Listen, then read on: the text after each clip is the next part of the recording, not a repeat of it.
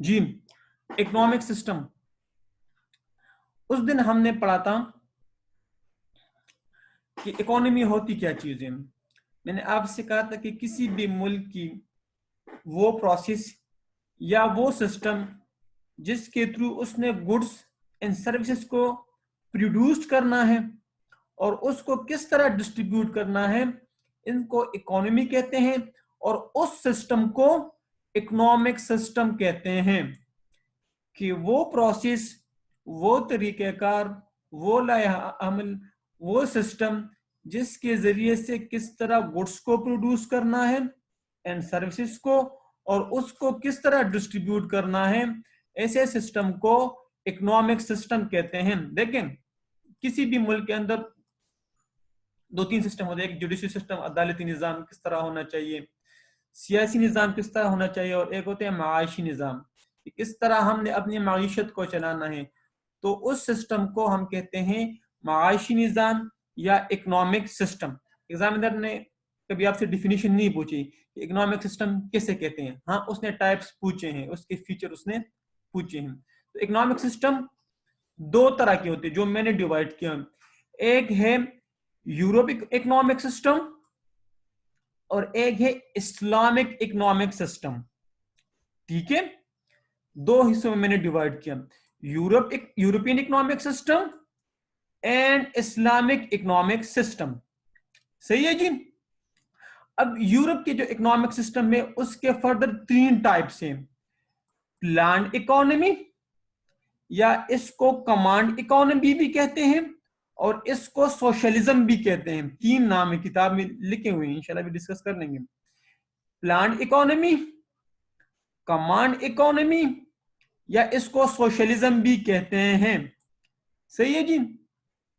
दूसरा जो सिस्टम है हमारे पास, फ्री मार्केट इकोनॉमी, इसको फ्री मार्केट इकोनॉमी भी कहते हैं, लेसेस-फेयर इकोनॉमी भी कहते हैं, और फ्री एंटरप्राइज इकोनॉमी भी कहते हैं। ठीक है, और एक होती है मिक्स्ड इकोनॉमी।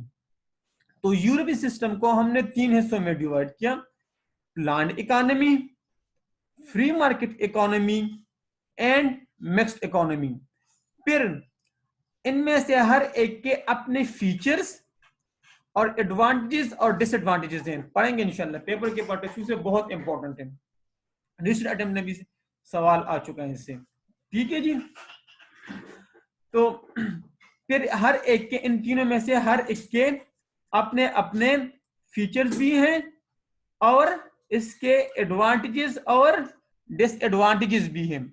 भाई मैप क्लियर हुआ। इकोनॉमिक सिस्टम को हमने दो हिस्सों में डिवाइड किया, यूरोपियन इकोनॉमिक सिस्टम और इस्लामिक इकोनॉमिक सिस्टम को। ठीक है, मैप क्लियर होना चाहिए भाई। एक को यूरोपियन इकोनॉमिक सिस्टम को फिर हमने तीन फर्दर सिस्टम में डिवाइड किया, इसको टाइप्स भी कहते हैं इन तीनों को। एक को कहते हैं प्लान्ड इकोनॉमी, एक को फ्री मार्केट इकोनॉमी, और एक होगी मिक्स्ड इकोनॉमी। फिर इनमें से हर एक के, इन तीनों में से हर एक के फीचर्स भी हैं, एडवांटेजेस और डिसएडवांटेजेस भी हैं। ठीक है, ये भी डिस्कस करेंगे इंशाल्लाह। अभी किताब से स्टडी टेक्स्ट से कर लेंगे इंशाल्लाह, कोई मसला नहीं, आसान है, सिंपल है भाई। फिर इस्लामिक इकोनॉमिक सिस्टम के अपने फीचर्स है, इसके अपनी कैरेक्टरिस्टिक्स या फीचर्स या प्रॉपर्टीज हैं। क्लियर जी। और फिर इसके इस्लामिक के अपने टूल्स भी है, यार हमने कौन कौन से टूल्स के थ्रू हमने इस्लामिक निज़ाम, इस्लामिक इकोनॉमिक सिस्टम को चलाना है। मुदारिबा, मुशारिका, मुराबिहा और इजारा व इक्तिना पढ़ेंगे इंशाल्लाह, आसान है भाई। लेकिन ये मैप क्लियर है कि नहीं, इस मैप में कोई मसला है?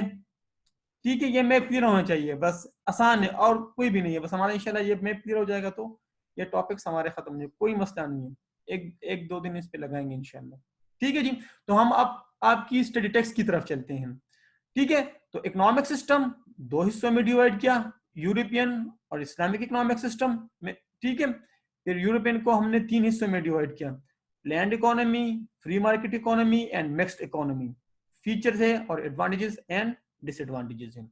आते हैं प्लान्ड इकोनॉमी के। प्लान्ड इकोनॉमी क्या होती है? सही है जी।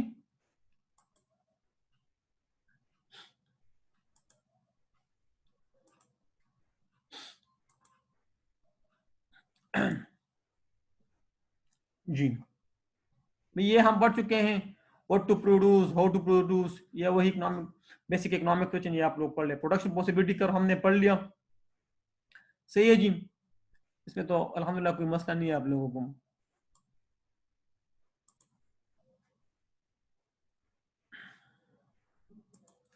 ठीक है, तो हमारा ये भी हो गया,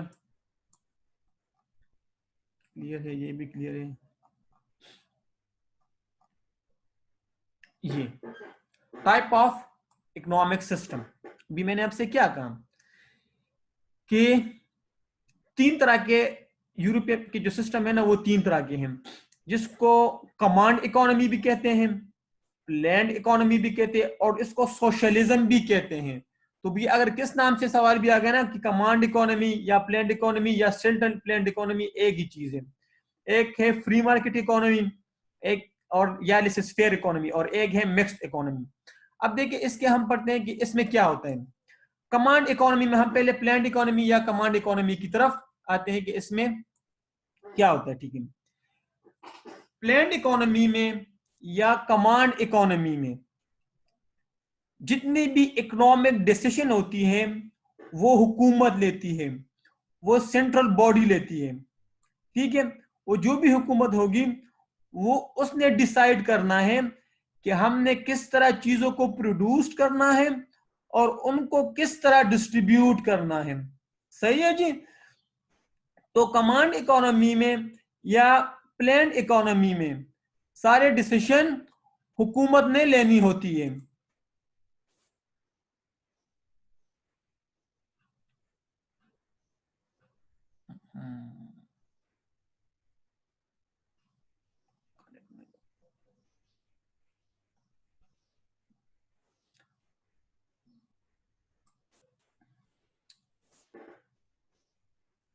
जी आवाज क्लियर है?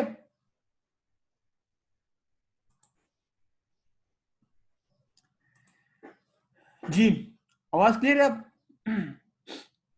ठीक है जी। तो मैं कह रहा था कि प्लान्ड इकोनॉमी में या कमांड इकोनॉमी में जितनी भी इकोनॉमिक डिसीजन होती है कि किस तरह हमने चीजों को प्रोड्यूस करना होगा और किस तरह डिस्ट्रीब्यूट करना होगा और in what quantity we should produce those good and services, ये सारी डिसीजंस हुकूमत लेती है। ठीक है ना, सेंट्रल बॉडी लेती है। वो 3 बेसिक इकोनॉमिक क्वेश्चन थे ना, वो सब के सब हुकूमत लेगी कि हमने क्या प्रोड्यूस करना है, किस तरह प्रोड्यूस करना है और किसके लिए प्रोड्यूस करना है। सही है जी। तो प्लान्ड इकोनॉमी में सारी इकोनॉमिक डिसीजंस हुकूमत के पास होती हैं। ठीक है, कोई इंडिविजुअल डिसीजन नहीं होती, हुकूमत ने डिसाइड करना होगा या जो भी सेंट्रल बॉडी होगी वो डिसाइड करेगी कि भाई हमने क्या प्रोड्यूस करना है और किस तरह डिस्ट्रीब्यूट करना है। जी डिफिनीशन में कोई मसला, प्लान्ड इकोनॉमी की डिफिनीशन में कोई मसला? जी यहां तक क्लियर है?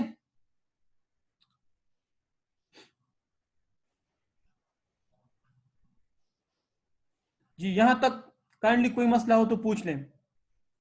प्लान्ड इकोनॉमी की डिफिनीशन में कोई मसला?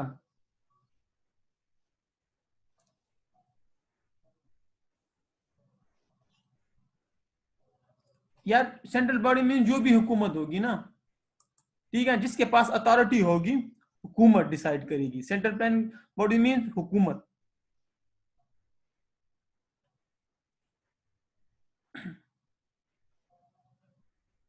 जो भी हुकूमत होगी ना उस टाइम उसको सेंट्रल बॉडी कहती है। अच्छा अब इसके फीचर्स, ये इंपॉर्टेंट है भाई, इसको आप इंपॉर्टेंट मार्क कर ले भाई, ये इंपॉर्टेंट है, पूछे कई दफा उसने पूछे हैं, और यही 4 पॉइंट्स आप लोगों ने लिखने हैं। 4 नंबर का सवाल आएगा, 4 नंबर का, और यही पॉइंट्स आप लोगों ने समझ के ना बस याद करनी है ये चीजें। देखो अभी हमने क्या पढ़ा कि प्लान्ड इकोनॉमी में इकोनॉमिक डिसीजन कौन लेता है? Central body. ठीक है ना, सेंट्रल प्लानिंग बॉडी जो हुकूमत होगी, ठीक है, जिसके पास अथॉरिटी होगी, वही डिसाइड करेगी कि हमने क्या प्रोड्यूस करना है, किस तरह प्रोड्यूस करना है और किसके लिए प्रोड्यूस करना है। ये हुकूमत डिसाइड करेगा। फॉर एग्जांपल हुकूमत डिसाइड करेगी कि भाई हमने अगर वीट प्रोड्यूस करना है, गंदम, तो गंदम प्रोड्यूस होगी, फिर राइस प्रोड्यूस नहीं होगी। अच्छा फिर किस तरह प्रोड्यूस करना है? अगर हुकूमत डिसाइड करेगी कि भाई हमने ना थ्रू लेबर इंटेंसिव के थ्रू हमने प्रोड्यूस करना है, हमने लेबर को ज्यादा से ज्यादा काम लेना है, तो वो फिर लेबर के थ्रू प्रोड्यूस करेंगे। और किसके लिए? फॉर एग्जांपल हमने सिर्फ इंटरनल पर्पस के लिए प्रोड्यूस करना है, भाई हमने एक्सपोर्ट नहीं करना, तो ये डिसीजन कौन लेगा? ये डिसीजन हुकूमत लेगी। ठीक है, तो पहले पॉइंट में कोई मसला? ये तो हम पहले पढ़ भी चुके हैं जी। पहले पॉइंट्स फीचर्स में कोई मसला? फीचर में से पहले पॉइंट्स में काइंडली कोई कंफ्यूजन है तो आप पूछते, ताकि फिर हम आगे जाए। चलो ठीक है, क्लियर है।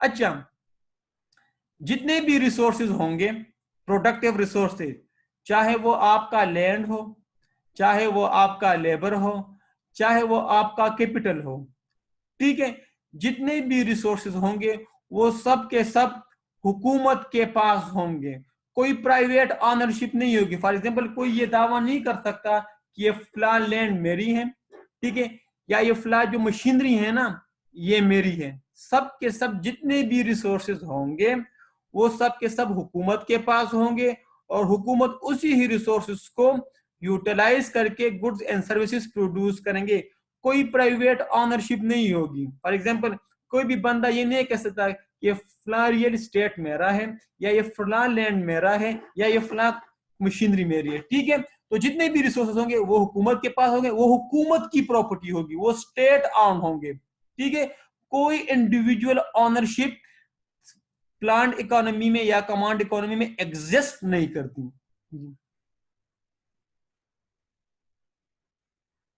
ये this type of economic system is completely on the state that the motivation.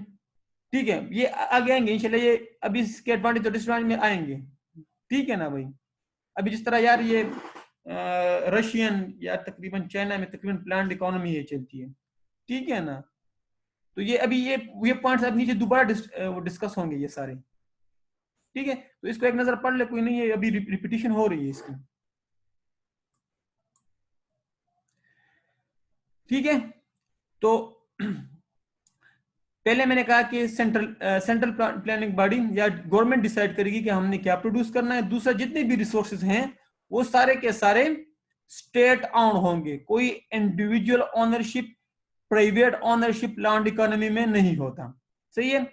अच्छा, तीसरा पॉइंट भाई, ये इस दो पॉइंट में मसला इधर ऊपर वाला पैराग्राफ इंशाल्लाह भी नीचे क्लियर हो जाएगा, तो नहीं तो मैं दोबारा समझा दूंगा, कोई इशू नहीं है यार जी। पहले दो पॉइंट्स में कोई इशू? ठीक है अब्दुल मजीद भाई मेरे, जितने भी रिसोर्सेज होंगे ना आपके, आपका नेचुरल रिसोर्सेज हों, ठीक है ना, फॉर एग्जांपल लैंड वगैरह, माउंटेन, पहाड़, ठीक है, या आपके लेबर या आपकी कैपिटल, जितने भी रिसोर्सेज होंगे वो सारे के सारे हुकूमत के पास होंगे, उसके पास स्टेट ऑन होंगे, गवर्नमेंट के पास होंगे, उस पर किसी और का इख्तियार नहीं होगा, वो सारे के सारे हुकूमत के पास होंगे, और हुकूमत उसी रिसोर्सेज को यूटिलाइज करके गुड्स एंड सर्विसेज आवाम के लिए प्रोड्यूस करेगी। सही है जी। तो कोई कोई बंदा ये दावा नहीं कर सकता कि ये फला प्रॉपर्टी मेरी है, ये फला लैंड मेरा है, या जो जो ये मशीनरी है ये मेरी है, नहीं, कोई भी ये दावा नहीं कर, सारे के सारे रिसोर्सेज हुकूमत के पास होंगे। अब अब्दुल मजीद,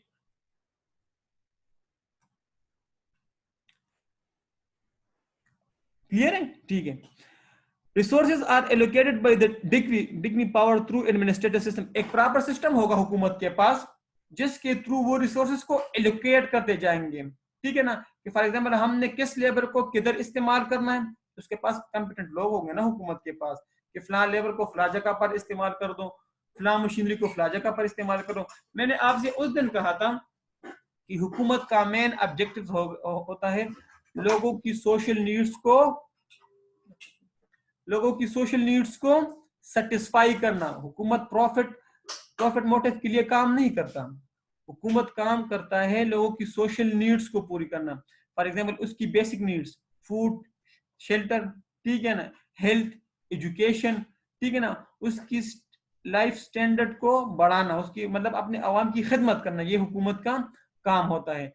तो हुकूमत अपने रिसोर्सेज को रेशनली इस तरह यूटिलाइज करेंगे कि उससे लोगों को ज्यादा से ज्यादा फायदा हासिल हो। उसके लिए एक प्रॉपर सिस्टम बनाएंगे कि हम हमारे रिसोर्सेज का जिया भी ना हो, क्योंकि रिसोर्सेज तो कम होते हैं ना, और उससे ज्यादा से ज्यादा सोशल नीड हासिल करके हम अपनी सोसाइटी की नीड्स को सेटिस्फाई कर लें। ठीक है, तो resources are allocated by the team through एक प्रॉपर एडमिनिस्ट्रेटिव सिस्टम होता है, एक प्रॉपर सिस्टम होगा, एक प्रॉपर हायरार्की होगी जिसके थ्रू वो रिसोर्सेज को एलोकेट करेंगे। जी, पहले 3 पॉइंट्स में कोई इशू?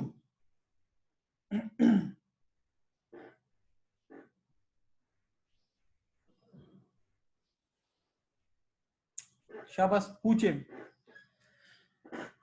मुस्कान, मजीद, हैदर, अहमद, भाई किसका नाम नहीं भी लिया हो तो काइंड पूछ। शाबाश, 1 मिनट ले। तो 3 पॉइंट्स हैं हमारे पास कि गवर्नमेंट डिसाइड करेगी कि क्या प्रोड्यूस करना है और किस तरह प्रोड्यूस करना है और किसके लिए प्रोड्यूस करना है। Resources are state on, resources सारे के सारे हुकूमत के पास होंगे, कोई प्राइवेट ओनरशिप नहीं होगी, किसी की जाती मलकियत कोई भी नहीं होगी।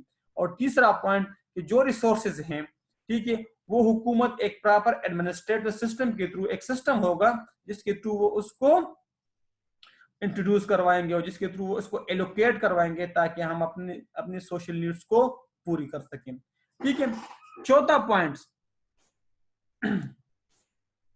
कि फैक्टर प्राइस। यार फैक्टर प्राइस क्या चीज होती है भाई, बताया था आपको? जवाब दिया भाई। Factor price are set by the government. Factor price क्या होगा? फैक्टर प्राइस होता क्या है भाई?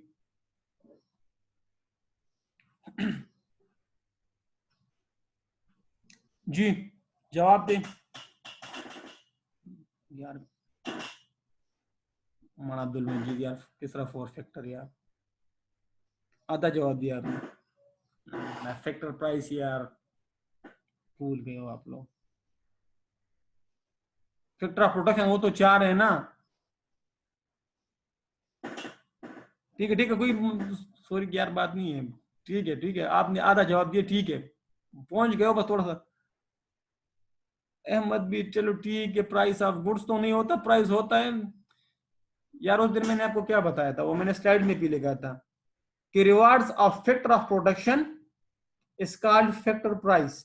रिवार्ड्स, फैक्टर ऑफ प्रोडक्शन का जो रिवार्ड्स होगा उसको हम कहते हैं फैक्टर प्राइस। मैंने वो स्लाइड्स में भी आप लोगों को लिखा था, साथ reward of factor of production भी लिखा था और स्लैश लिखा था फैक्टर प्राइस। कि rewards of factor of production को फैक्टर प्राइस भी कहते हैं। ठीक है, फॉर एग्जांपल लैंड का रिवार्ड क्या होगा, लैंड का फैक्टर प्राइस क्या होगा, रेंट। लेबर का फैक्टर प्राइस क्या होगा, रिवार्ड क्या होगा, वेजेस। कैपिटल का रिवार्ड क्या होगा, फैक्टर प्राइस क्या होगा। इंटरेस्ट और एंटरप्रेन्योर का रिवार्ड क्या होगा, फैक्टर प्राइस क्या होगा। प्रॉफिट। अभी कुछ याद आया कि नहीं? कुछ याद आ रहा है कि नहीं?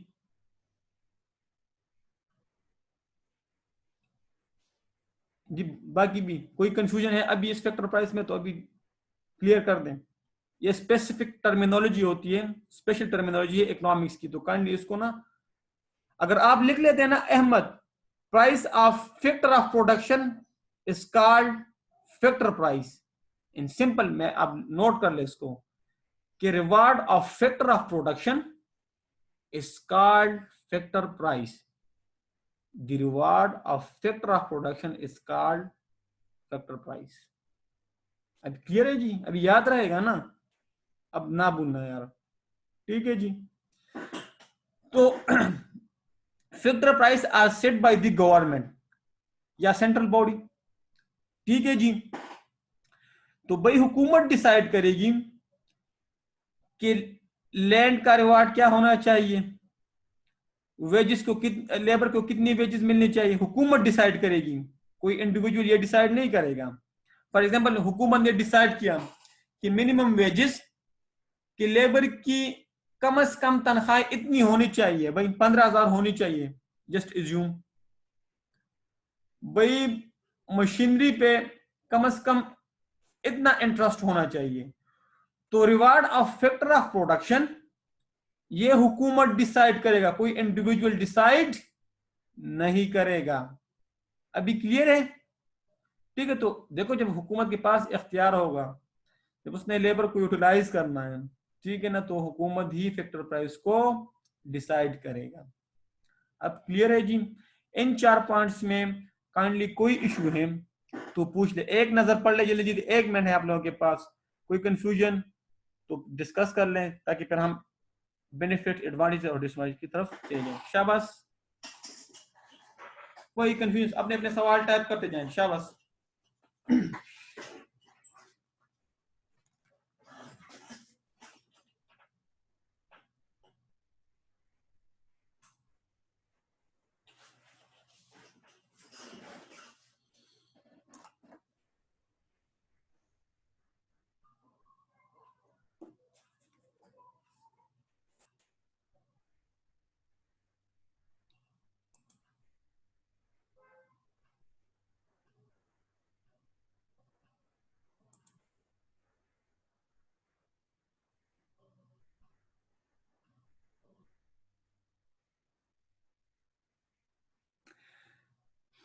देखिए मैं आपको बताता हूं,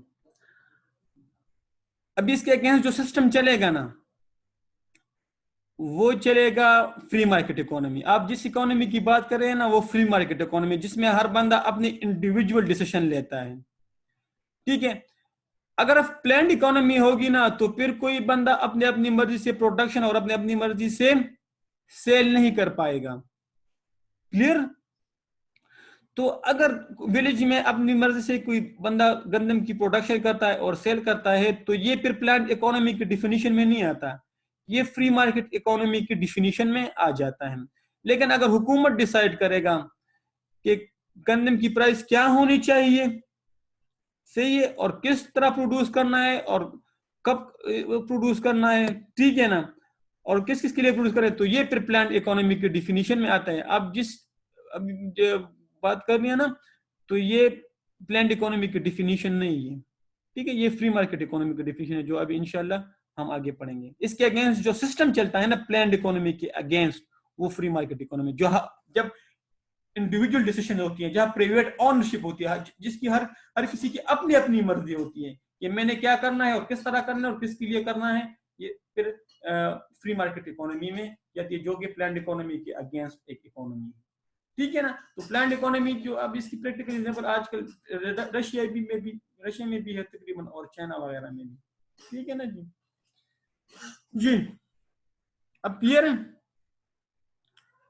ये फीचर, ये फीचर बड़े इंपॉर्टेंट है। ये जो आगे हम जितने भी टॉपिक्स पढ़े ना प्रोडक्शन पॉसिबिलिटी कर्व से, तो ये तो आप लोगों ने स्किप नहीं करना भाई, सही है ना? जब इंशाल्लाह पास पेपर करेंगे तो आपको क्लियर हो जाएगा। अच्छा, अब बेनिफिट्स की तरफ आते हैं भाई। बेनिफिट या इसको एडवांटेजेस भी कहते हैं, ठीक है, और ड्रॉबैक इसको डिसएडवांटेजेस भी कहते हैं। असल के पेपर में ऐसा है कि यार एडवांटेजेस क्या, और आप कहते हैं क्या एडवांटेज का तो हमें पता नहीं, तो बेनिफिट को एडवांटेजेस भी कहते हैं और ड्रॉबैक्स को डिसएडवांटेजेस भी कहते हैं, और साथ स्लैश लेके लिमिटेशंस भी कहते हैं इसके। ठीक है ना? अब देखिए इसके बेनिफिट्स क्या हैं यार। इस तरह है ना कि प्लान्ड इकोनॉमी, मैंने आपसे कहा कि हुकूमत के अंडर होती है, हुकूमत डिसाइड करती है। तो मैंने आपसे कहा कि हुकूमत का मेन क्या काम होते हैं? सोसाइटी की नीड्स को पूरी करना। ठीक है, कि सोसाइटी में किस चीज की डिमांड है और लोगों को किस चीज की जरूरत है, ताकि वही चीज प्रोड्यूस हम कर सके अपने अवेलेबल रिसोर्सेज में, और ताकि सोसाइटी को बेनिफिट्स हो। और अपने बेनिफिट्स के लिए, हुकूमत अपने बेनिफिट्स के लिए या कुछ मखसूस लोगों की बेनिफिट्स की बात नहीं करते यार। फॉर एग्जांपल 10 लोग एक चीज की डिमांड कर रहे हैं, 10% लोग, और 90% लोग दूसरी चीज की डिमांड करें, तो हमने 90% लोगों के लिए चीज प्रोड्यूस करना है, ना कि 10% लोगों के लिए। ठीक है, ना कि सिर्फ इलीट क्लास के लिए चीजों को प्रोड्यूस करना है, हमने भाई गरीबों को भी जहन में रखना होगा। तो पहला एडवांटेज इसका ये है कि प्लान्ड इकोनॉमी में या कमांड इकोनॉमी में या सोशलिज्म में हुकूमत सोसाइटी की नीड्स को मद्देनजर रखते हैं, ठीक है, और वही चीज वो प्रोड्यूस करती है, ठीक है, ना कि सिर्फ कोई मखसूस लोगों के लिए, ठीक है, ताकि सबकी जरूरत को पूरी हो। अब पहले पॉइंट्स में कोई इशू? शाबाश, इस पॉइंट में कोई इशू है तो पूछ लें।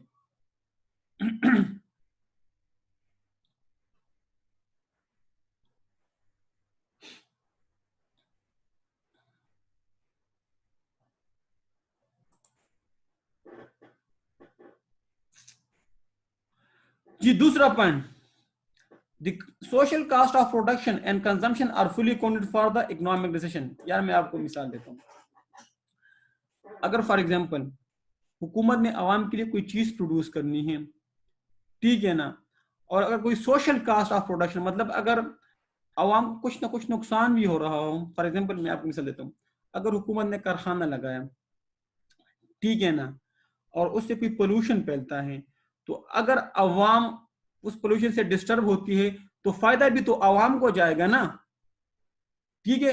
जिस तरह फ्री मार्केट इकोनॉमी में हम पढ़ेंगे कि नुकसान तो आवाम का होता है लेकिन फायदा किसी मखसूस तबके का होता है। सोशलिज्म में इस तरह नहीं होता, प्लान्ड इकोनॉमी में इस तरह नहीं होता। अगर आवाम नुकसान भी बर्दाश्त करे तो उस नुकसान का बदला उसको फायदे की शक्ल में मिल जाएगा।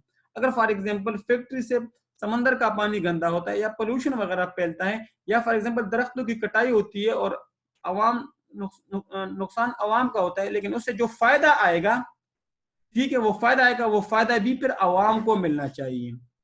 क्लियर जी?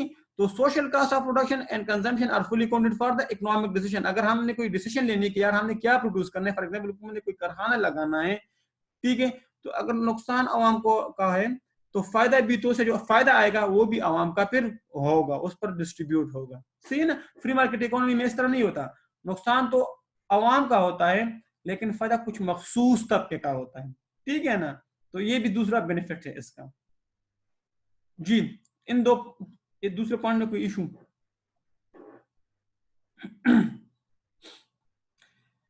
चलो ठीक है। तीसरा, full employment of the workforce is possible. Workforce mean labour, ठीक है ना। मैंने आपसे उस दिन कहा था कि हुकूमत का मेन काम सोशल नीड्स को पूरा करना और फुल एम्प्लॉयमेंट प्रोवाइड करना, ये हुकूमत का मेन ऑब्जेक्टिव्स होता है, ठीक है ना। तो सोशलिज्म में हुकूमत डिसाइड करती है कि कोई बंदा बेरोजगार ना हो, उसकी सोशल नीड्स पूरी हो। क्लियर? तो ये भी एक तीसरा इसका एडवांटेजेस है। जी पहले 3 पॉइंट्स में कोई इशू?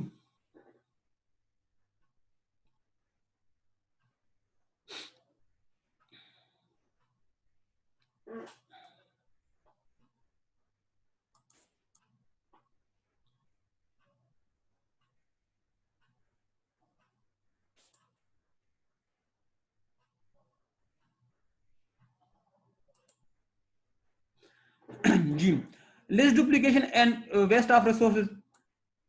हुकूमत, मैंने आपसे ऊपर एक बताया फीचर कि हुकूमत एक प्रॉपर सिस्टम के थ्रू रिसोर्सेज को एलोकेट करती हैं ताकि हमारे रिसोर्सेज प्रॉपरली यूटिलाइज्ड हो और कम रिसोर्सेज का जिया हो, और कम से रिसोर्सेज में हम ज्यादा से ज्यादा सोशल नीड्स को सेटिस्फाई कर ले या ज्यादा से ज्यादा सोशल नीड्स अचीव कर ले। तो ये भी एक ऑब्जेक्टिव्स हैं सोशलिज्म का या प्लान्ड इकोनॉमी का या कमांड इकोनॉमी का।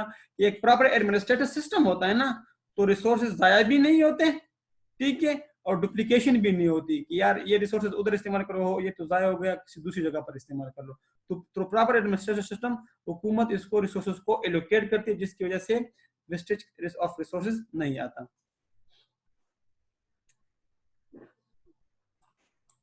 अच्छा, लॉन्ग टर्म, हुकूमत लॉन्ग टर्म प्लान भी बनाती है कि यार हमने आइंदा 5 सालों में, 10 सालों में, 15 सालों में क्या क्या इकोनॉमिक्स डिसीजंस लेनी है और हमने अपने इकोनॉमिक्स को किस तरह स्टेबल करना है, क्योंकि उसने पूरी इकोनॉमी पर नजर रखनी होती है ना। तो वो फिर लॉन्ग टर्म के लिए भी डिसीजन बनाती है कि हमने अपने लॉन्ग टर्म सोशल डिसीजन क्या लेने हो, सोशल प्लानिंग हमारी क्या होगी या इंडस्ट्रियल प्लानिंग हमारी क्या होगी, ताकि हमारी इकोनॉमी स्टेबल रहे, हमारी इकोनॉमी खराब ना हो, कंसिस्टेंटली ग्रोथ इसमें आए, ठीक है ना। तो ये भी हुकूमत सोशलिज्म का एक फायदा ये भी है, क्योंकि सब चीजें हुकूमत की नजर में होती है ना, उसके सामने होती है, तो जिसकी वजह से वो डिसीजन ले लेते हैं।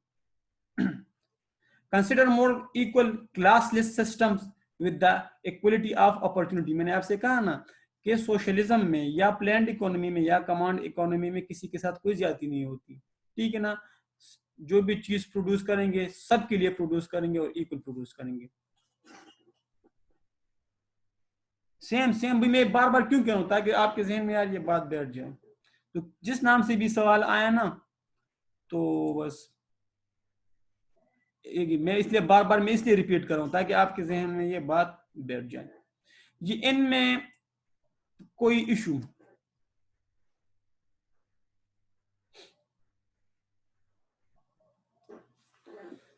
एक मिनट ले शाबाश।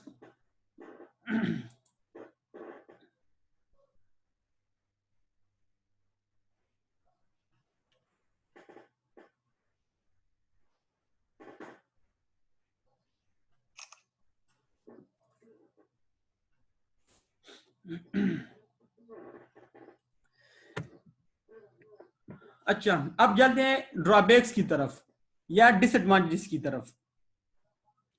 Lake of profit motive and competition makes the economy inefficient. यार अगर फायदा है ना तो इसका नुकसान भी है। देखें, जब सबने काम करना है, ठीक है, फॉर एग्जांपल एक बंदे ने 10 घंटे काम करना है, उसको भी उतना ही रिवार्ड मिलना है, और एक बंदे ने 8 घंटे काम करना है और उसको भी उतना ही रिवार्ड मिलना है, तो फिर प्रॉफिट मोटिव नहीं आता और कंपटीशन भी नहीं होती, क्योंकि सारे रिसोर्सेज स्टेट ऑन होते हैं, हुकूमत के पास होते हैं। तो कोई कंपटीशन नहीं, तो कंपटीशन नहीं, तो कोई मुकाबला नहीं, और कोई मुकाबला नहीं तो कोई मजा नहीं है, ठीक है ना। मजा तो तब आता है ना मोटिवेशन और जब कंपटीशन हो, ठीक है। तो अगर एक बंदे को कोई रिवार्ड नहीं मिलेगा, उसने काम करना है लेकिन उसको रिवार्ड उसका नहीं मिलता या उससे कम मिलता है, तो फिर वो डिस्टर्ब हो जाता है और उसकी मोटिवेशन लेवल कम हो जाती है, ठीक है। इसके अगेंस्ट लेसेस फेयर इकोनॉमी में या फ्री मार्केट इकोनॉमी में क्योंकि कंपटीशन होती है, ठीक है ना, तो उधर मोटिवेशन लेवल काफी हाई। लेकिन इधर सारे रिसोर्सेज हुकूमत के पास है, कोई कंपटीशन नहीं, कोई प्रॉफिट मोटिव नहीं, ठीक है ना। हुकूमत रिवार्ड सेट कर लेती है, भाई आपसे काम ज्यादा रहेगी, आपको रिवार्ड कम देंगे, ठीक है ना। तो ये एक डिसएडवांटेजेस है। ये पहले इसमें कोई मसला। दूसरा, bureaucratic style and slow respond to change and need of technology. मैं आपको बताता हूँ यार, जब सारे रिसोर्सेज हुकूमत के पास होंगे, वो कहते हैं भाई हमने ना चीजों को प्रोड्यूस करना है, भाई हम जिस तरह प्रोड्यूस करना चाहते हैं हमने प्रोड्यूस करना है, ठीक है। और दूसरी तरफ हमने कहा कि इसमें कंपटीशन भी नहीं होती और प्रॉफिट मोटिव की लेगनेस भी होती है, तो फिर जिसकी वजह से आपकी इनोवेशन या डेवलपमेंट ऑफ टेक्नोलॉजी नहीं होगी, ठीक है ना। हुकूमत ने डिसाइड करना है ना, जब हुकूमत ने डिसाइड करना है और कंपटीशन भी नहीं है और प्रॉफिट मोटिव भी नहीं है, तो फिर इनोवेशन और टेक्नोलॉजी नहीं होगी, ठीक है ना। इसके मुकाबले में लेसेस फेयर इकोनॉमी में टेक्नोलॉजिकल डेवलपमेंट काफी ज्यादा होते हैं, क्योंकि कंपटीशन होती है ना। फॉर एग्जांपल, अगर कंपटीशन होगी, आपके कंपटीटर ने लेटेस्ट टेक्नोलॉजी अडॉप्ट की, तो आप भी अगर कंपटीशन का हिस्सा होंगे, ठीक है ना, तो आप भी लेटेस्ट टेक्नोलॉजी अडॉप्ट कर लोगे, ठीक है। लेकिन सोशलिज्म में क्या होता है या प्लान्ड इकोनॉमी में क्या होते हैं, क्योंकि हुकूमत का कोई कंपटीटर्स नहीं, ठीक है ना, तो वो फिर टेक्नोलॉजिकल डेवलपमेंट की तरफ या टेक्नोलॉजी की तरफ फिर नहीं जाता, तो इसमें लेस ऑफ टेक्नोलॉजी का यूज होता है ना। सही है, 2 पॉइंट्स में कोई इशू। शाबाश।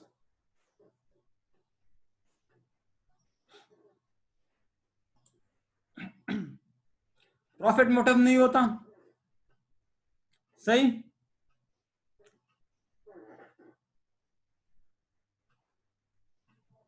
चाइना इतना आगे क्यों है